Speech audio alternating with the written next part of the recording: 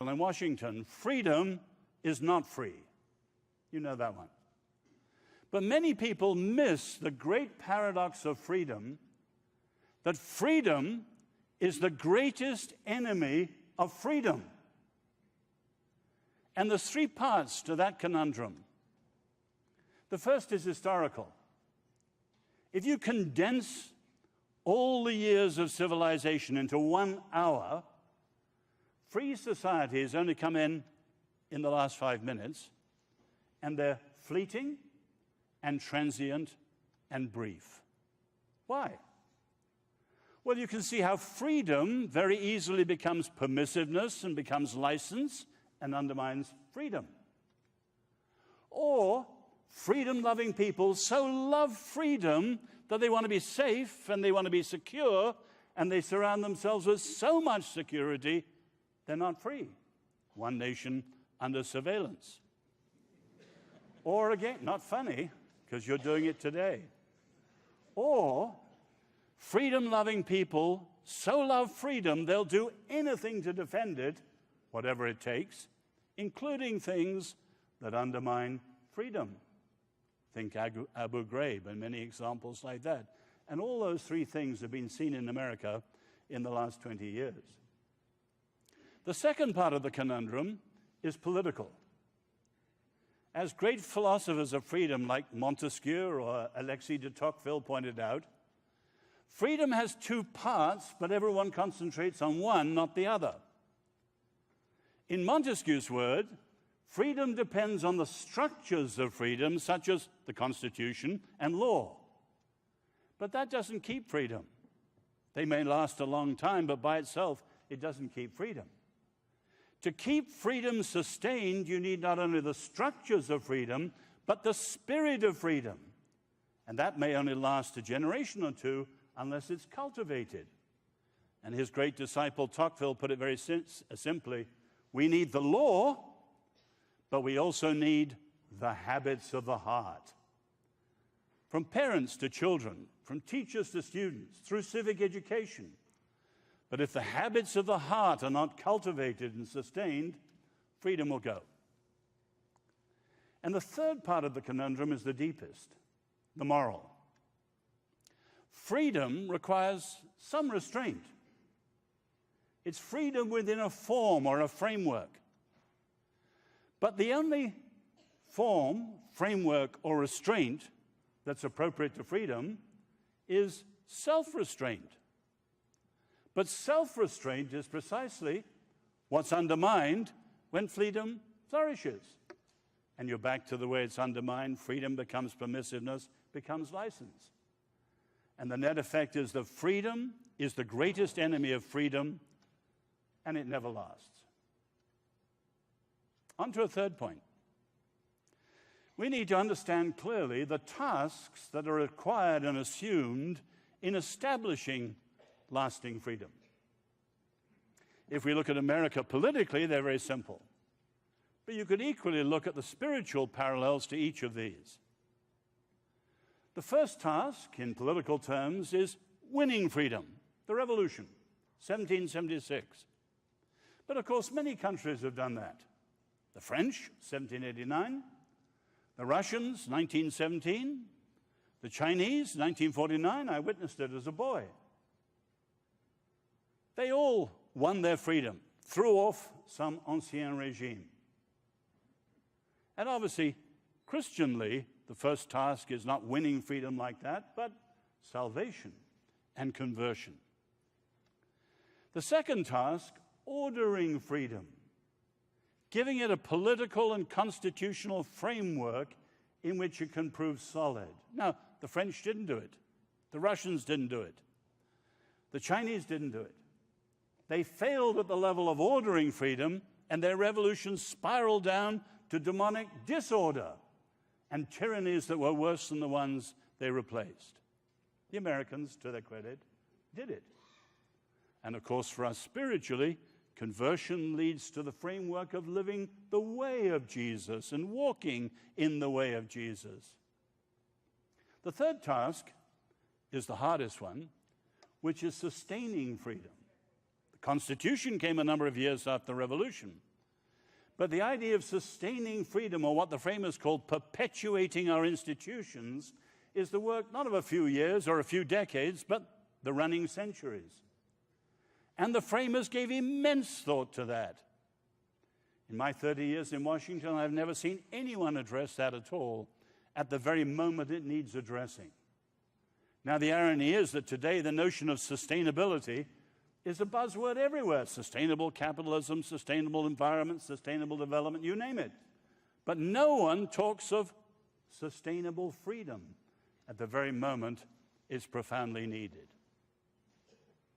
Now, if freedom does undermine itself in that way, we need to assess the different ways people have tried to overcome it and provide antidotes to the decline of freedom so that they can really trust in some sustainable freedom.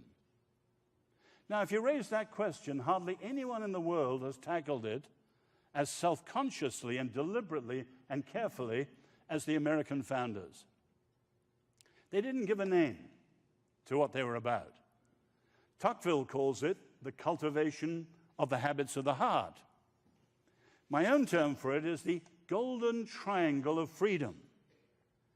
Because although the framers differed in terms of their faith or their views of religion and public life and many things, on this issue they were almost all unanimous. And just as a triangle has three legs, you can see three things that recur again and again and again in their speeches and in their books.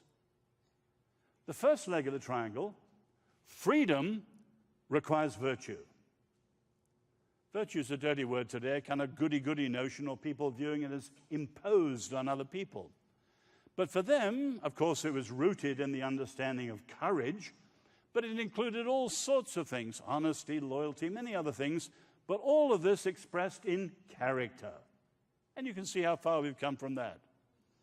Take the infamous letter of the scholars to the New York Times when President Clinton was impeached. And they argued simply, today you don't need a president with character. What matters is competence. The second leg of the triangle, freedom requires virtue. Virtue requires faith of some sort. There was no established religion, but it was clearly understood that atheism, as they saw it, couldn't supply the grounds of virtue. Where did you have the inspiration to be virtuous? Where did you have the content that told you what virtue was? And where did you have sanctions for people who weren't virtuous? As they rightly understood, it was primarily rooted in faith. And of course, for most of them, that was the Christian faith. Not established, but just the faith voluntarily of the great majority of the citizens. The third leg of the triangle, freedom requires virtue. Virtue requires faith of some sort, and faith of any sort requires freedom. And the most daring part of the First Amendment is that break with 1,500 years of the European practices, making religion voluntary and disestablishing any formal, official, established religion. The Golden Triangle. In my reading and experience, I don't know any other nation that has tried so brilliantly to do it. And yet today, most Americans couldn't even describe it, such is the neglect. And we have many of our elites who don't agree with it and are openly opposed to it. And because of the framers' failures in things like slavery, or the treatment of the Native Americans, or the treatment of women, they throw the baby out with the bathwater and ignore the best of the framers' understanding, particularly about freedom. One last point to think through. We need to challenge people to really think through which faith it is that grounds and guards freedom for individuals and freedom publicly and politically too. I've been arguing at the Summer Institute this week that on many of the grand issues we have, we can run them through the framework of the major families of faiths. Faiths which are families because they share a common family resemblance, as the philosophers put it. In other words, they come from the same sense of the ultimate source of reality. And seen that way, the big three are these: the Eastern family, Hinduism, Buddhism, the New Age movement, all of which go back to an impersonal ground of being. Or the secularist family of faiths, atheists, agnostics, naturalists, materialists. Differences between them, but all of them going back to an ultimate sense of chance, or what Bertrand Russell called a chance collocation of atoms. And the third family, certainly in the West, we can leave out Islam for the Western purposes, the Jewish and Christian faiths, the biblical faiths, which go back to a personal, infinite God. And everything flows from that. And just as you can run by suffering or human dignity, so you can run by freedom. Take, say, the East. Hinduism and Buddhism both prize freedom. But what does it mean? For the Hindus, moksha, or freedom, is not freedom to be an individual, it's freedom from individuality. Because thinking of ourselves individually shows that we're caught in this world of maya or illusion, and the goal is to escape that and achieve union with the ground of being, so that just as salt merges in water and the river runs into the sea, so the individual caught in that world of illusion can go back to the ground of being, losing individuality. And there is no vision of a restored, liberated human person, let alone a society of justice and freedom. The same is true in a different way of Buddhism. Although freedom here is the attainment of the not-self through the fourfold path and the noble the way to it, and so on. So when Buddha was liberated, he didn't say, I am liberated. He said, it is liberated. And he even called his own son Rahula, ball and chain, the family impediments to his individual quest for enlightenment. And again, you don't have any high ultimate view of the human individual person, nor of a society of restored justice and freedom. How about the secularists? You see at the birth of the Renaissance incredible statements by Pico della Mirandola, or later thinkers like Karl Marx, very much in line with modern social constructivism, that there are no givens in reality, so there are no rules in reality, and there are no limits to what we can do as human beings, making ourselves the people we want to be. But the great majority of 20th century secularists had a very different view. Bertrand Russell, whom I listened to as a student, his idea of each of us carrying the world of our own meaning on our own shoulders, and he called it the unwearying atlas. But his view, as he said, was built on the firm foundations of unyielding despair. For Camus, it was the myth of Sisyphus, condemned to roll that boulder up the hill, and down it comes. Up again, down it comes. I rebel, he says, therefore we exist. Or Sartre, his contemporary, we are condemned to freedom. Or the new atheist today, Sam Harris's book, Freedom is an Illusion. You will not find a high view of either human dignity or human freedom in the secularist vision of life. What about ourselves? If we look in the scripture, you see first, freedom is a gift. Freedom is the gift through which we most resemble our great Creator. But it's a gift always exercised in relationship. The word individual goes back to the most indivisible unit. That's not the Christian vision. The Christian vision is the human person. A person who's only a person in relationship with others. And of course, it's not only a gift and a relational gift. For Christians and Jews, it's grounded in truth. There's the framework whereby we move from negative freedom, freedom from, to positive freedom. We need to know the truth of who we are. We need to know the truth of who we're to be in order to become it. And our Lord says, if we follow his way, then we will know the truth, and the truth will set us free. And there is nothing like the Christian faith for its deep and rich grounding and fulfillment of human freedom.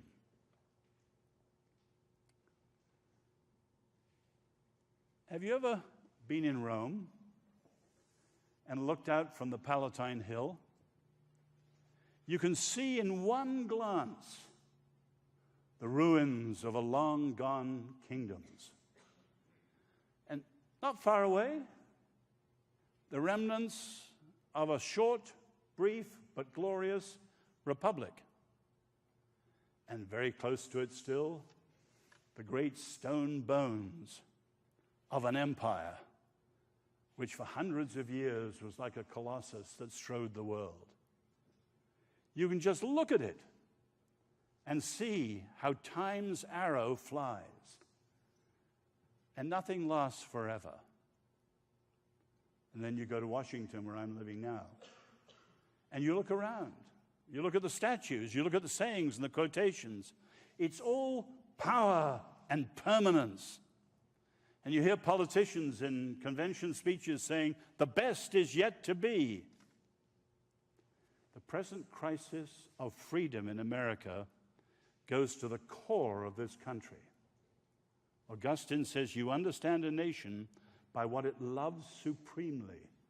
And there's no question that freedom is America's great love. And if it's so, at the moment you are squandering your heritage. And we as followers of Jesus need to go out today because we care for freedom, we care for justice, and we care for human dignity, and make powerful arguments to our contemporaries, which eventually will come back to our Lord. You will know the truth, and the truth will set you free. As you may know, that is the most common university motto in the world. But while the words adorn the walls, the idea no longer animates the mind. And this is the crisis of our time.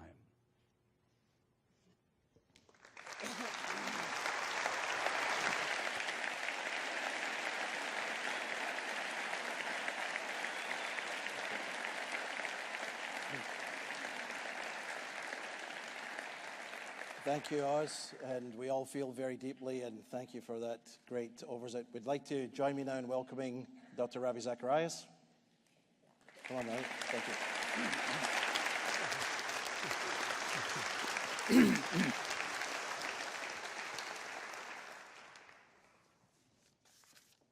You know, asked to be teaming up with Oz Guinness.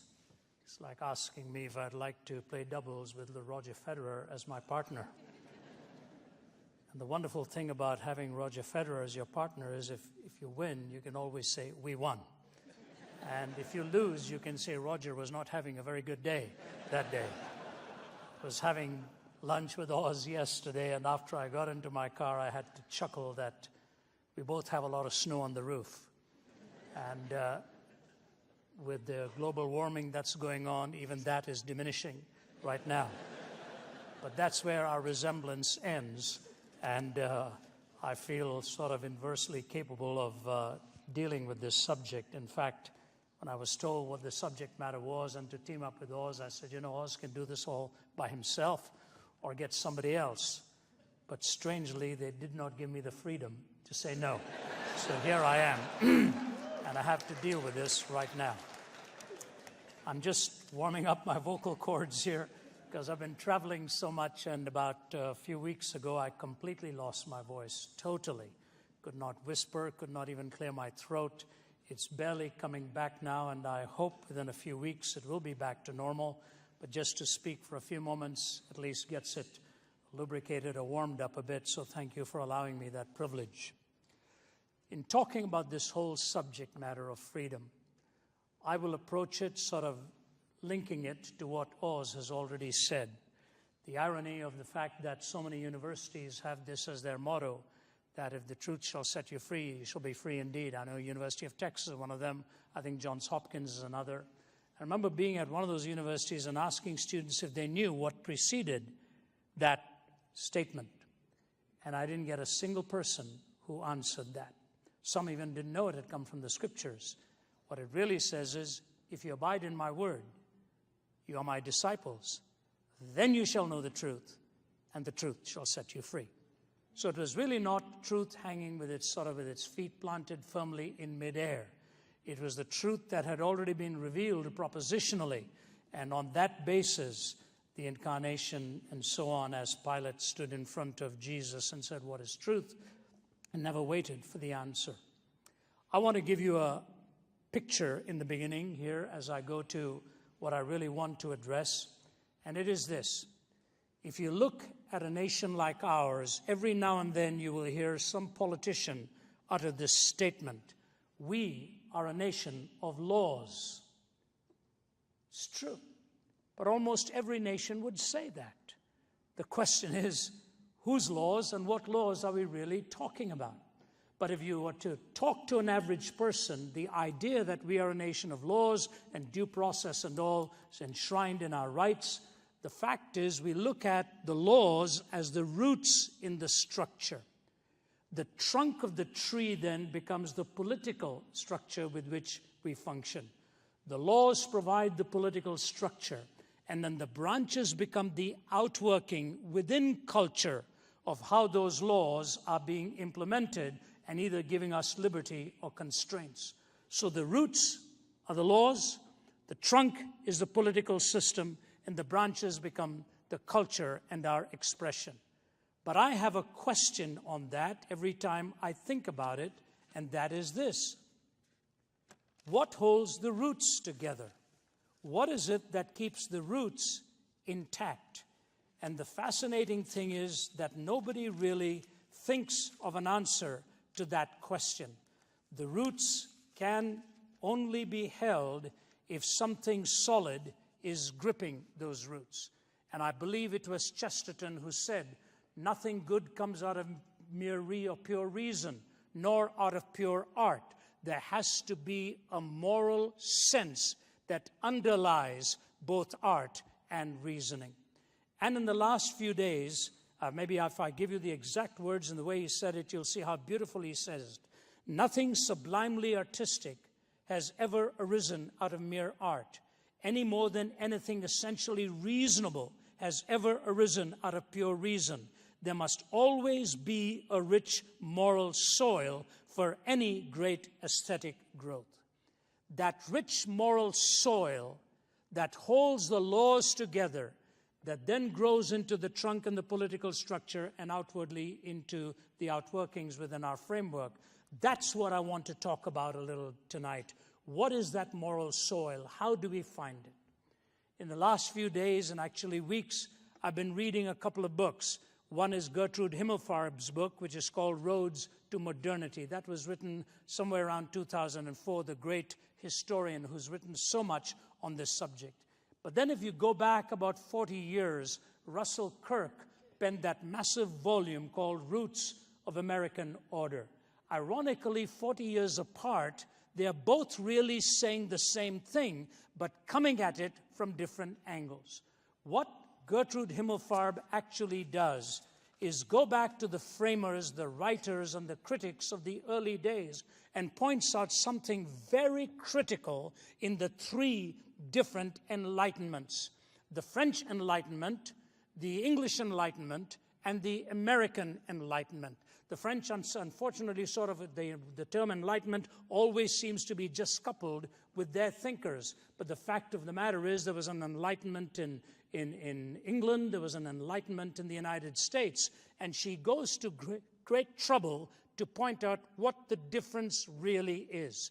I'm going to put a series of quotations together from her, from Russell Kirk, and from Alexis de Tocqueville, and show you the point they are driving at, and then hopefully I can sustain it with the Judeo-Christian worldview. But here's what she says in the beginning. In the usual litany of traits associated with the Enlightenment, reason, rights, nature, liberty, equality, tolerance, science, and progress. These are the terms that come. reason invariably heads the list. What is conspicuously absent is the term virtue. Yet it was virtue rather than reason that took precedence for the British, not personal virtue, but social virtues, compassion, benevolence, sympathy, which the British philosophers believed naturally, instinctively, habitually bound people to each other. They did not deny reason.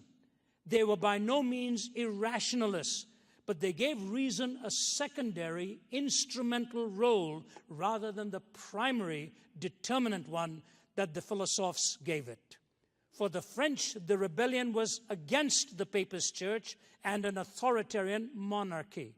Theirs was a reformation against religion. It was a fight for sheer reason. It was in the name of reason that Voltaire declared his war against the church, and that Diderot proposed, quote, to strangle the last king with the entrails of the last priest. But then she goes on.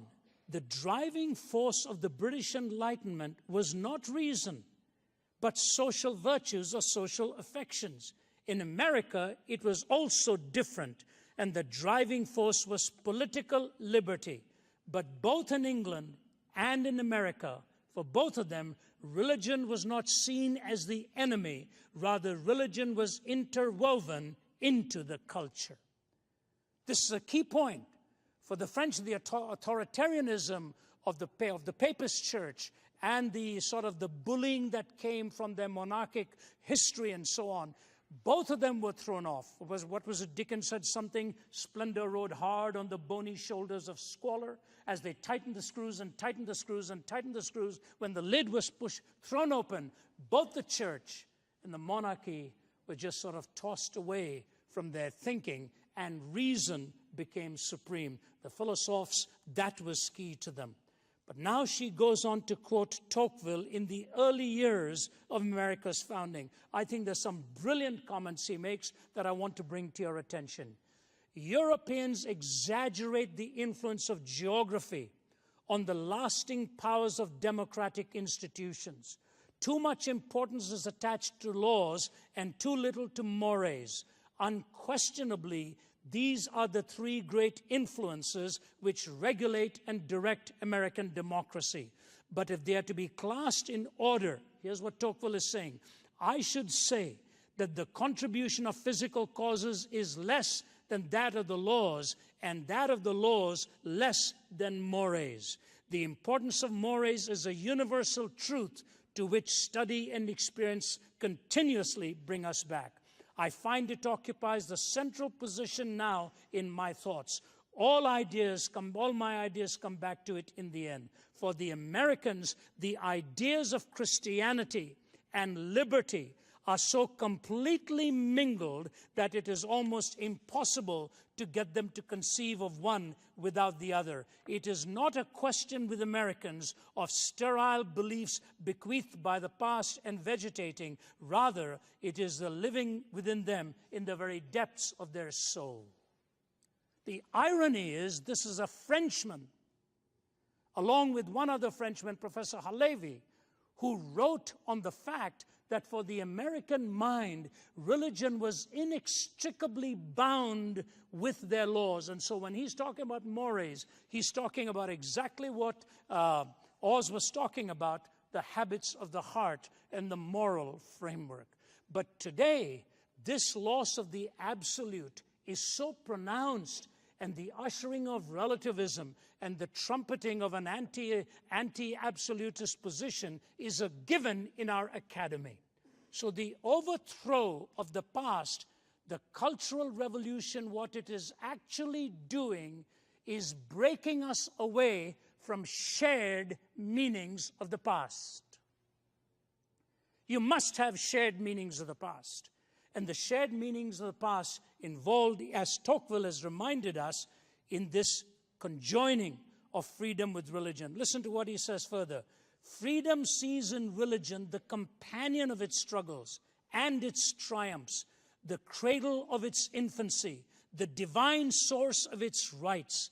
It considers religion as the safeguard of mores, and mores as the guarantee of laws and the pledge of its own duration. At the same time that the law permits the American people to do everything, religion prevents them from conceiving everything and forbids them to dare everything. Despotism can do without faith, but freedom cannot. How could society fail to perish if, while the political bond is relaxed, the moral bond were not also tightened? And what makes a people master of itself if it has not submitted to God? Finally, he says this, I do not know if all Americans have faith in their religion, for who can read the bottom of their hearts? But I'm sure that they believe it necessary to the maintenance of Republican institutions. This opinion does not belong only to one class of citizens or to one party, but to the entire nation. One finds it in all ranks. This is an amazing set of ideas that he's put together for us. Now, I want to draw just two conclusions before moving to how I think this can only theoretically be sustained. It is this. The two conclusions I draw is that if morality is at the heart of what you and I must believe, then truth and meaning become the result of that, and truth and meaning bring that into focus. You see, for a nation like Russia, where God was evicted and the last act of Stalin was a clenched fist towards the heavens, it is fascinating how little truth actually matters to them. You may remember years ago in that tragic downing of the Korean airliner 007. I remember the very number of that flight because my wife herself had taken that same flight many times. And as that plane had supposedly strayed into other space that it wasn't supposed to be at, the Russians sent in their fighters and blew it out of midair. And all the Korean families waiting for their loved ones to come were waiting at the airport, stunned and shocked to find out that a nation like Russia, rather than commandeering the plane and bringing it down if they had suspicion, just blew it out of midair. I'll never forget the conversation between William Safire and Vladimir Posner of Pravda, what happened after that. And in this live discussion that's going on, Posner looks at Safire and says, Mr. Safire, you know very well what was going on there because their lights were not on. Safire says, that is not correct. The lights of the aircraft were ordered to be turned on, and they were on. Posner says, no, they were not. And finally, Safire says to him, just before the trigger was pulled, did you not have one of your pilots commenting that the lights were on? And he says, but he meant the other Russian pilot on the other side of the KAL flight. His lights were on. Safire says, Mr. Posner, may I read to you from the script? It said this, target's lights are on.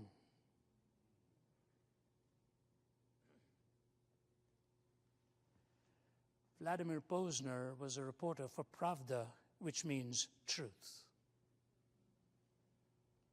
The two leading newspapers is Vestia, which means news, and Pravda, which means truth. Many Russian friends have said to me, there's no Izvestia in Pravda, and there's no Pravda in Izvestia. There's no news in the truth, and there's no truth in the news. 40 years ago, Russell Kirk, Roots of American Order, traces America's founding actually to 4 cities. He goes through them, Athens, Rome, Jerusalem, and London. He describes what exactly that meant, and he bemoaned the fact that Jerusalem's bequest was the moral law, moral reasoning, the very person of God. And he said, Rome still exists in America, Athens still exists, London still does, but Jerusalem is gradually being expelled, and the moral law is no longer there. And so I just say this to you in bringing this to a conclusion. What did the moral law serve in the founding of this nation, as it did even in the Old Testament scriptures? When you go back to the beginning of time, there was only one law. Don't eat of the tree of the knowledge of good and evil. because on the day you eat of it, you will surely die. Very clear prescription. What did it mean? Don't play God. Don't become the definers of good and evil. Very simple. Don't play God. Because on the day you do it, you're going to die. Satan twisted the whole thing and said, look, the reason he's told you not to do this is because when you eat of it, you will be as God, knowing good and evil. That's exactly what's happened in our nation today. Every one of us is playing God and denying that a transcendent, moral, infinite, uncaused being actually exists. We have deified ourselves in the process. That's precisely what has happened. Eating of the tree. You know, when you look at the healthcare law, one of those marvelous laws which was read after it was passed. And in that law, thousands of pages. Why is it we need so many laws to govern us? Because we violated that one law. Every law now dies the death of 1,000 qualifications. And so the moral law of God was just one prohibition. The second stage of it was Abraham, the man of the tent and the man of the altar. That was the law by which he lived, the law of faith. That this world is a world in which we are pilgrims. There's a transitoriness to this. But wherever he went, he built an altar because life at its core was sacred. Lot did not do that. And so from the moral law, we move to Abraham's example, the man of the tent and the man of the altar. And then we come to the third stage. This is critical, the Decalogue. Thou shalt have no other gods before me. What preceded that? I am the Lord your God that brought you out of the land of Egypt. Therefore you shall have no other gods before me. The primary condition to which you and I are called is the condition of salvation and redemption. We cannot be a righteous nation until we are a redeemed nation. The salvific process was indispensable to the Decalogue. The moral law came after the heart could recognize that it needed to be transformed. The transformation of the human heart leads then to righteousness and ultimately to worship. That is the logical and the chronological sequence of redemption, righteousness, and worship. And so I say this to you. Why is that redemption necessary? Because first, there was a deep description of sin. Nobody likes to hear this anymore. So I say, all right, let's call it violation of purpose. So a 21-year-old man walks into a room and kills people 2 to 3 times his age and sits there for an hour watching them. And I say to myself, what is going on in the mind of this young man?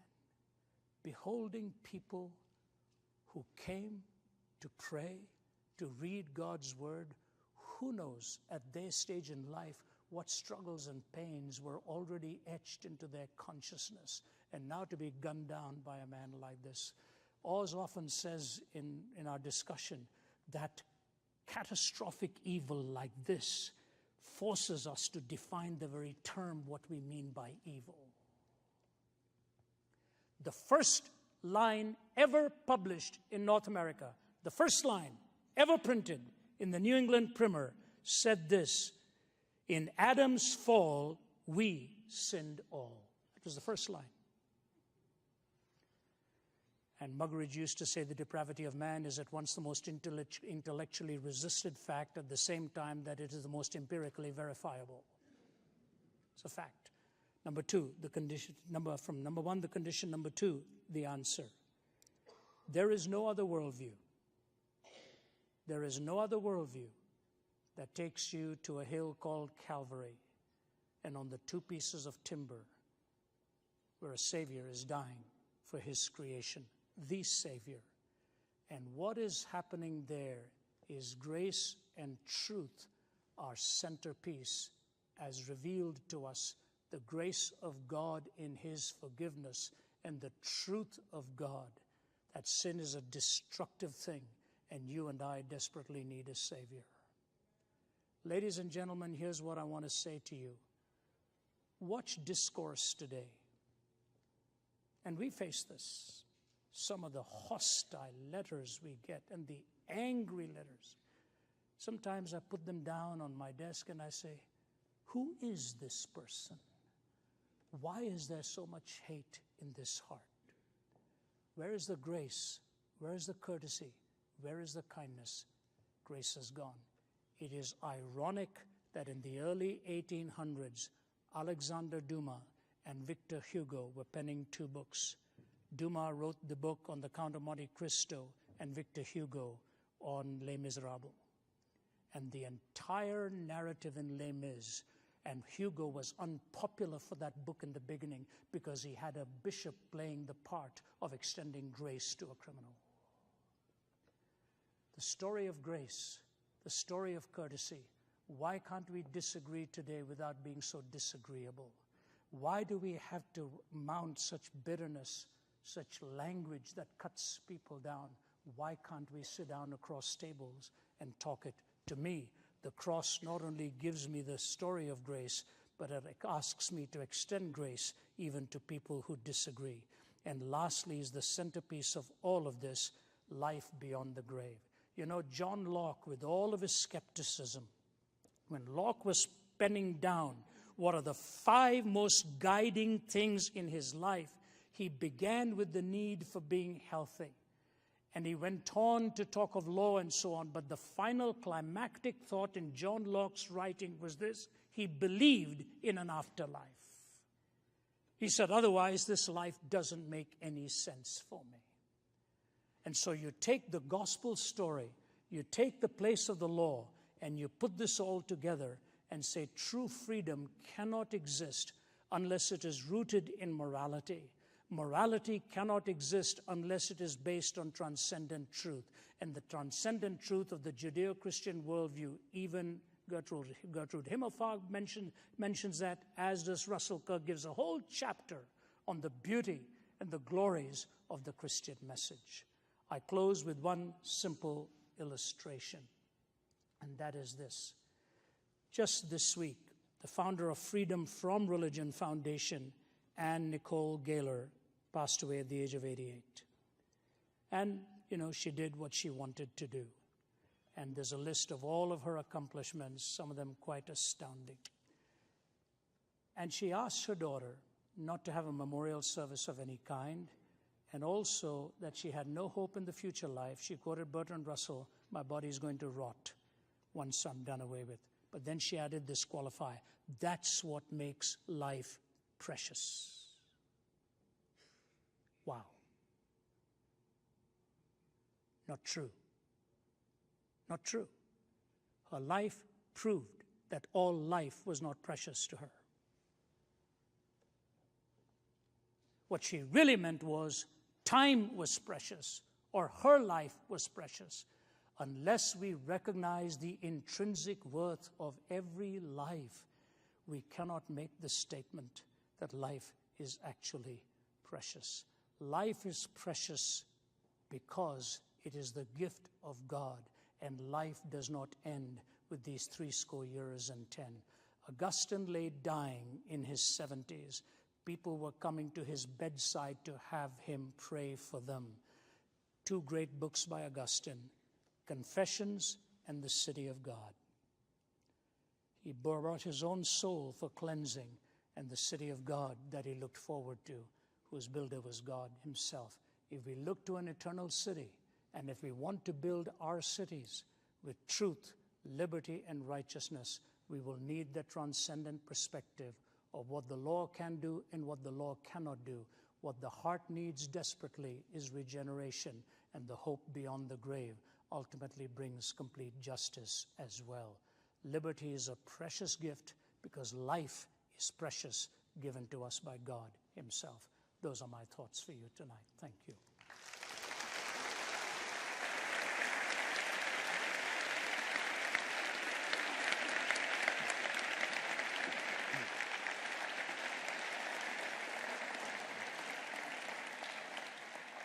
Thank you, Ravi, and thank you, Oz. And we're going to move now to a time of some Q&A. We'll take some questions.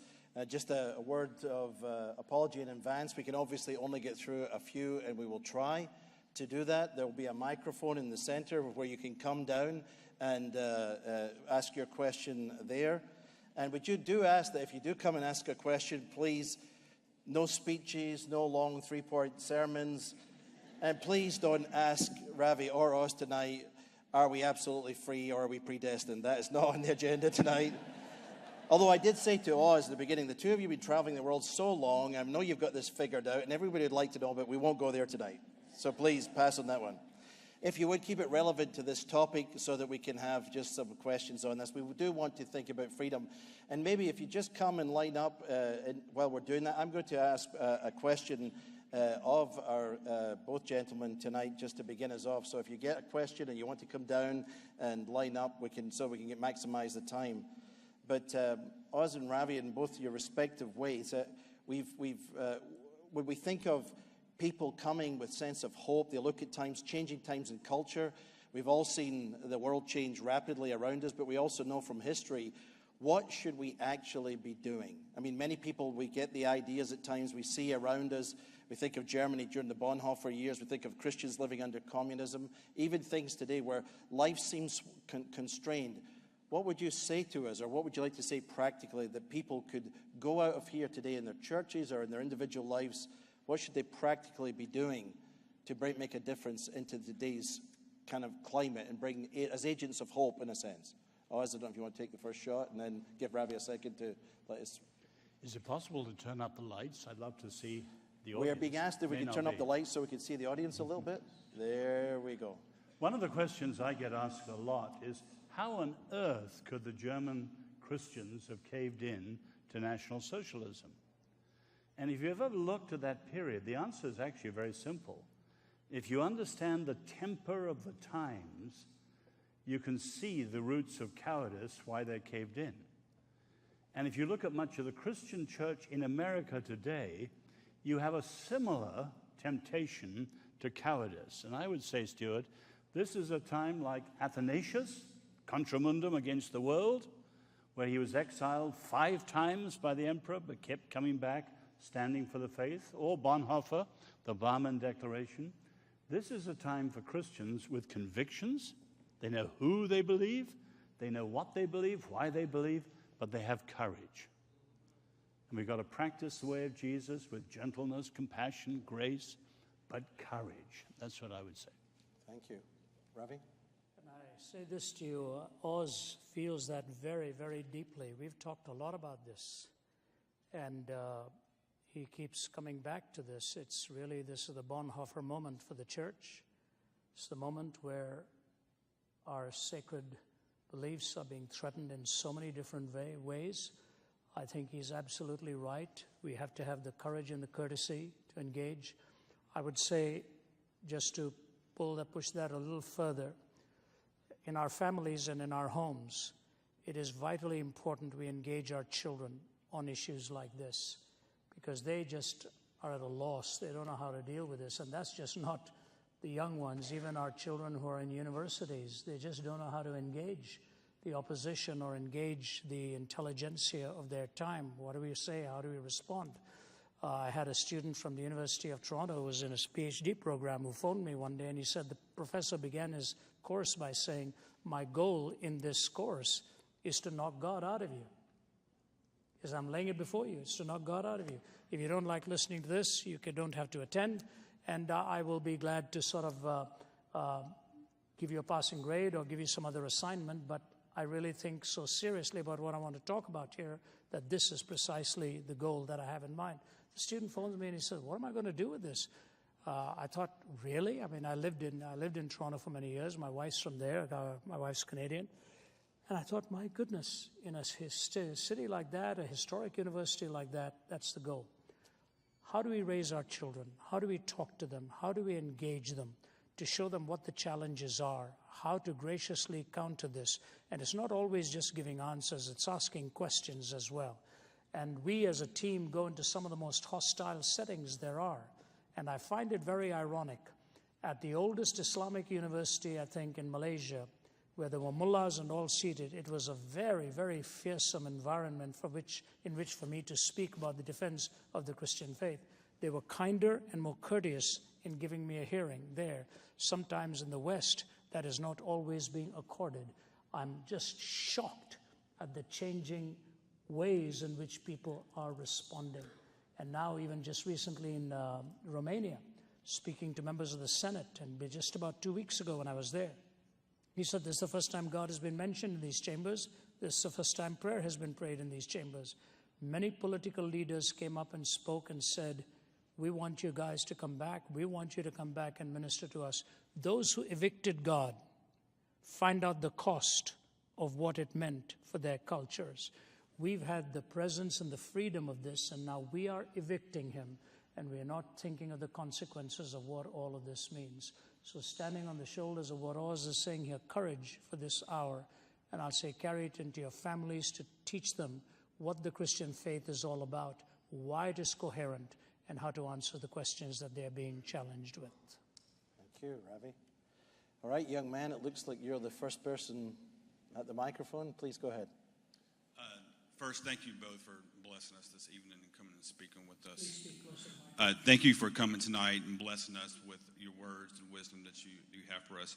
And looking out onto this crowd of young people, I would like for you to give us some type of idea, if you were my age or younger, in our shoes, how would you take the information that we received tonight and take it to our smaller communities and make impacts there? Like for me, I come from a place called Murfreesboro, about 22,000, 25,000 college kids in a very small area. And so how do we take the idea of freedom and what is freedom and change maybe the mentality they have or try to share that with them? I just want to know what Oz or Ravi would do if you were my age and had this information. Thank you. Go ahead, Oz. First, I would break with the notion of generationalism. It's one of the problems of the younger generation. It's a generational thing you wouldn't understand. You know. No. But there's something very profound by it. It's the new relativism. It's the new mistrust of authority. It's the new corrosion of tradition. We've got to get that generation to really pass on the faith. And actually what we want to pass on is the same old thing. People need to know the Lord. They need to have deep theology. They need to have a thought-through Christian worldview. They need to have a sense of individual calling. They need to have brothers and sisters who'll stand around them for a lifetime, not networking, but a real fellowship group to hold them accountable. And these are actually the same things every generation needs. And then you have to identify the problems of this generation, the abandonment of evangelism for social justice, the rise of a cynicism rather than a confidence in the gospel. There are all sorts of obvious things. Analyze the generation, break with the worst of it, and teach again and pass on the simple things of the faith, like Paul did to Timothy, and so on. I don't think it's actually rocket science.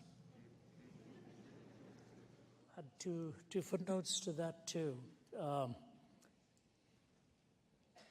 The means through which young people engage today is sometimes very different at here. I'm a reader. I'm not a viewer or a watcher. I hardly watch anything. I just read. There's a good T-shirt I saw in Thailand. I don't even know if he understood what it meant, but this guy was walking on the street and it said at the back, "Don't judge a book by its movie." And I think it's very important to be able to find the means through which you gain their attention. Hollywood is very sharp in this.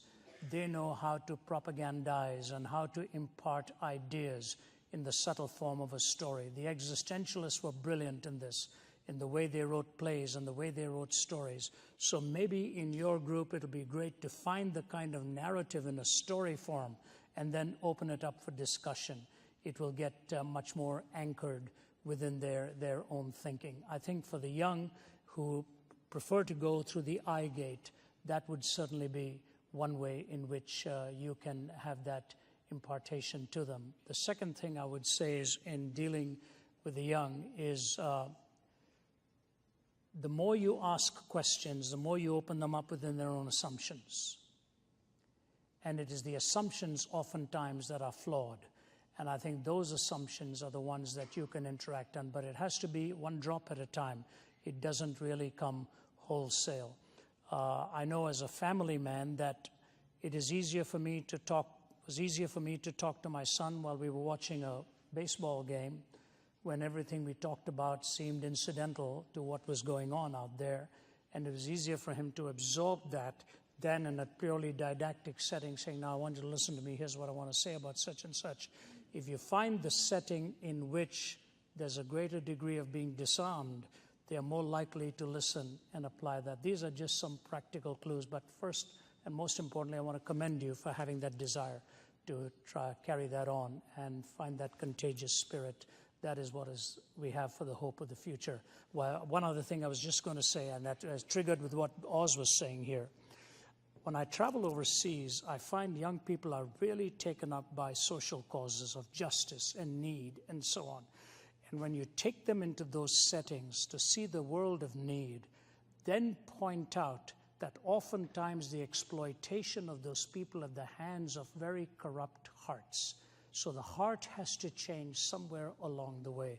That's what Matthew Paris said in his own article, that all of these NGOs, Matthew Paris is an atheist. He says, and I'm challenging my own assumptions, he says the change of heart seems to be indispensable if benevolence and charity is going to make a difference in people's lives. Take them into practical settings, appeal to that sense which they already have, justice, mercy, compassion, and show how the change of heart is needed. These are just some practical ways in which you can work it into their thinking. I think, do you have a comeback? Oh, we're on a roll here. Okay. Yeah. One PS. Since you're all here probably very interested in apologetics, I would just add a passion of mine. We need to understand the modern world not only in terms of ideas. Apologists are great on philosophies and ideas. They're not so good on the impact of modernity. In other words, everything produced by the Industrial Revolution, right down. Ravi, you said you're a reader, but you have a BlackBerry. And all the studies show that everyone lives 50% of a day before the triple screen, as it's called, the television, the laptop, or the smart device. And the impact on our thinking is very, very profound, as you know. And we're supposed to discern, test the spirits. We need to have a much greater understanding of modernity, not just modernism and postmodernism. We need to go beyond ideas to see how we're being shaped. So be transformed by the removal of our minds.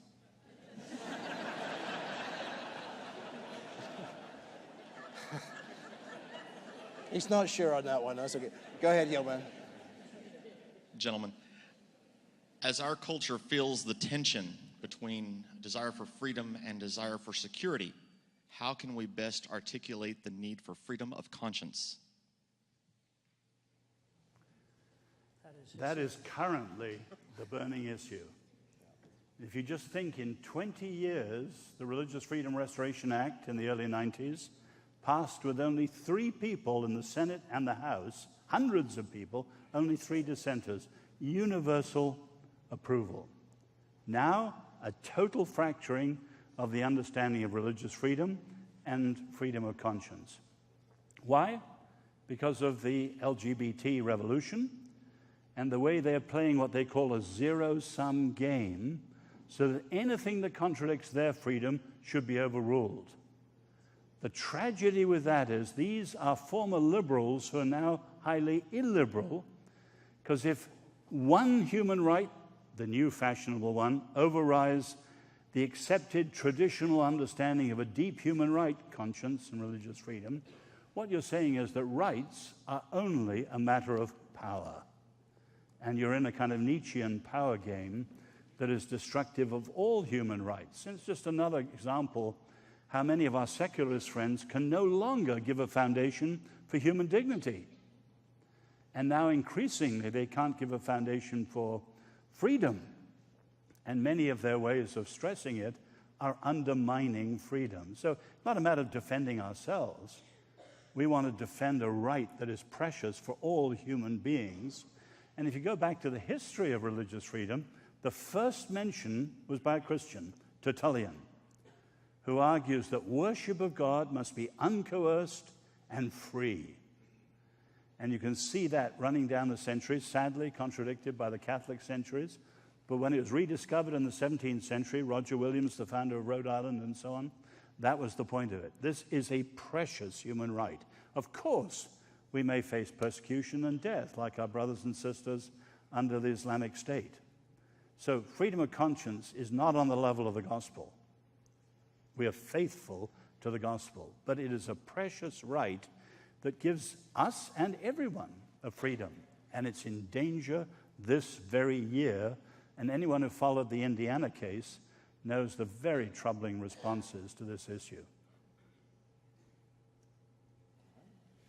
So be active, be involved, be... Well, we've all got our limited areas, but wherever you are, understand the issue and be a persuader in public in the circles that you move. All right. And above all, when we come to the national level, pray. Amen. Young man, you're ready to go. This question may be a bit off topic, but I'm wondering something. As you know, religion is a really touchy subject this modern day. So if you have your modern day politician, a pastor's going to ask him, what would you say on the subject of a new church, say, downtown? And then he goes, build your church, I want your votes. He's thinking the I want your votes thing, but... And then an atheist starts glaring at him, and then he quickly adds, but don't overdo it. So how do you think they manage to balance out the beliefs of Christians and other people who believe in God and atheists? How do you think they manage to do it and still manage to get elected? Did you get the... I may have got it slightly wrong. Yeah. Essentially, the young man is asking about the freedom to believe and not to believe, and someone gets elected giving maybe favors to a church, but then how do we balance these conflicting voices? It's back to the religious liberty question of the person who doesn't believe aggressively and the person who does, and is politics just a sort of a neutral art of throwing dogs to a bone? Great question. Very, very quickly. Or bones to a dog even. What? Sorry. Very, very quickly. Worldwide, we've got two massive problems: state oppression and sectarian violence. Now, in countries like the United States, where they had a pretty good system until recently, you can see two competing visions that I think are becoming extreme. One is those who argue for a sacred public square. In this country, it's many people who want to impose Christian things everywhere, like school prayer. You have California schools with 90 religions in one school. What on earth does Christian school prayer have in that sort of situation? But you've got proponents of the so-called sacred public square, and then on the other side, this is what you're referring to, proponents of the so-called naked public square who are driving the whole business out. And what they're doing is closing the public square and undermining freedom yet again. And we should be fighters for people, in quotes, we should be proponents of a civil public square where everyone, based on freedom of conscience, has their religious freedom. Not just us. I remember a Jewish journalist said to me in the 1980s, I know about evangelicals, he said, they talk justice, but what they really mean is just us. And we've got to be seen to be fighting for the common good, everyone's freedom to enter the public square. And that's a huge issue. That's a tiny, brief answer. Which is the very thing we're battling with in the country at the present, right? The idea of what is the common good and can we find a shared future together? Ravi, did you have anything to add on that? Well, I think one of the things that, at least up till this point, in these countries, there was the freedom to believe or to disbelieve. Where's the young man? Are you homeschooled? No, sir. No. Boy, you sure sound like one. You're very, very articulate, yeah. You were so articulate in that. I remember being in one major country. I go to so many countries, so I won't name it. And I was sitting with their minister of religion across the aisle from me.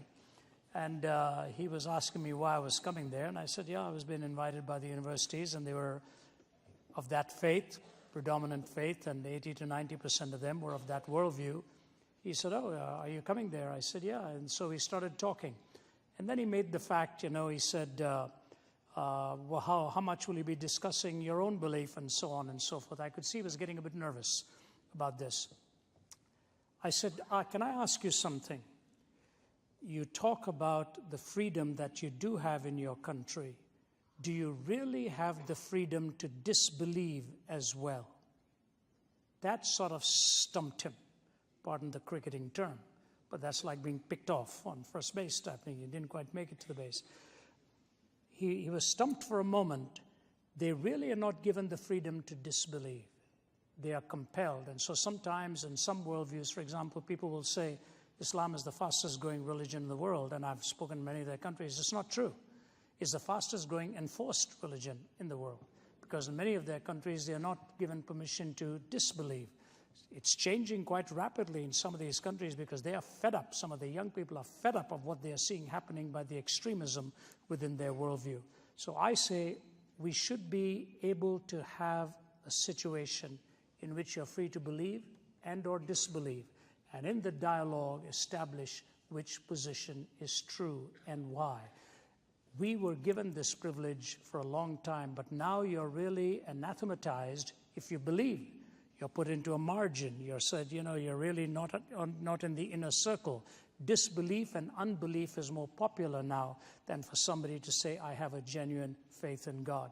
It is interesting, even though Jefferson had so many conflicting views on this matter, when he was seen going to church with his prayer book in his hand, somebody looked at him and said, Mr. J said, you don't really believe all of this. Why are you going there? And he said, as the chief magistrate in this country, I have to set the example, because without a moral basis for our law, our country will not survive. That was answer. And George Washington's farewell speech, that religion was indispensable to morality. So we ought to be given the freedom to believe and those freedom to disbelieve. And in cordiality, we can have our differences. This country was unique in that it is gradually looking at an equation where those who believe are considered on the wrong end of the stick now. Thank you, Ravi. We've got time. Well, we're getting down to the wire, and we've got one last question. We can maybe add that as a final word. I'll give you a closing word each. Please take this. This will have to be the last question, I'm afraid. Sorry, but go ahead, sir. Well, then it better be a good one, I guess. Well, that's all right. We have gold stars at the end of the night. Should we revoke Donald Trump's freedom to run for president? I'm just kidding. My question is, and this sort of ties with both Os Guinness, your politics understanding with liberty, rights, and then Ravi, your understanding of philosophy. I was once taught that freedom is innate in human nature, but is this possible outside the realm of metaphysics in the image of God complex? Please say that last line again. Is it possible outside of the realm? Is it outside the possible of metaphysics in the image of God complex?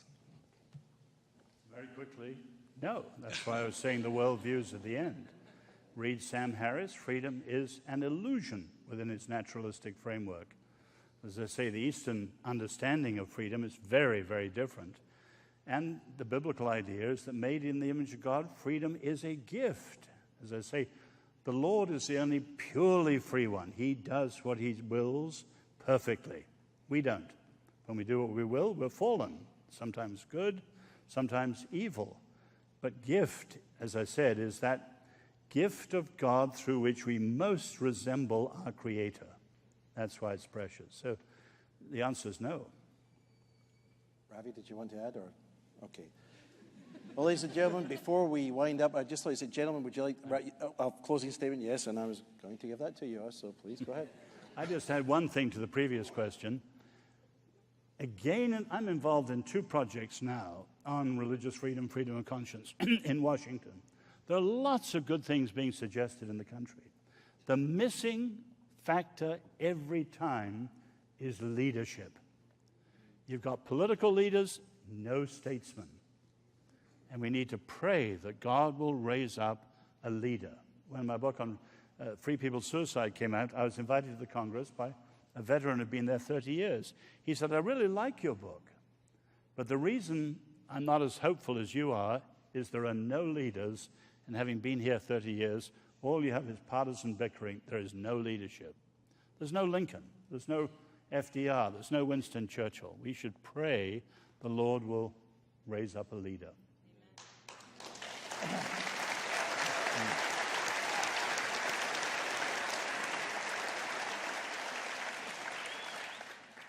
I think, to my way of thinking, this tragedy